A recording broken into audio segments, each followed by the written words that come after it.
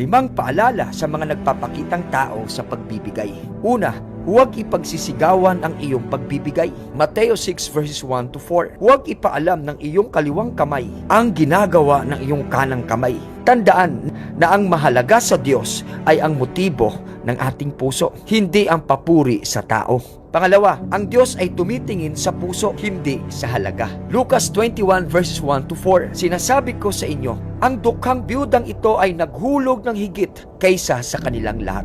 Ang pagbibigay na nagmumula sa puso ay higit na mahalaga sa Diyos. Pangatlo, huwag gumaya sa mga mapagkunwari. Mateo 23 verses 23 to 28. Kayo'y tulad sa mga libingang pinuti. Nasa labas ay magaganda ang itsura, ngunit sa loob ay puno ng mga buto ng patay at lahat ng uri ng karumihan. Ang pagbibigay ay hindi dapat gawing pamputi o para lamang magmukhang mabait sa harap ng iba. Dapat itong magmumula sa tunay na pag-ibig at pagmamalasakit sa iba.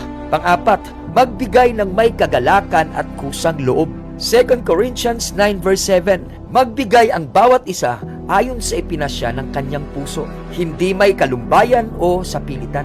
Ang pagbibigay para sa Diyos ay dapat hindi napipilitan at hindi mabigat sa loob o may pagmamataas. Panglima, ang pagbibigay ng lihim ay palatandaan ng tunay na pagmamahal. Kapag ang pagbibigay ay lihim, ito'y patunay na ibinibigay mo ito para sa taong nangangailangan at hindi para sa iyong sariling kapurihan, kundi sa Diyos. Kaibigan, huwag mong gawing palabas ang iyong pagbibigay. Sa halip ay magbigay ng lihim, buong puso at may kagalakan. Ang Diyos na nakakakita ng mga lihim ng iyong puso, ang siyang magbibigay sa iyo ng tunay na gantimpala. Tandaan na ang diwa ng pagbibigay ayon sa Diyos ay kababaang loob, katapatan at pag-ibig.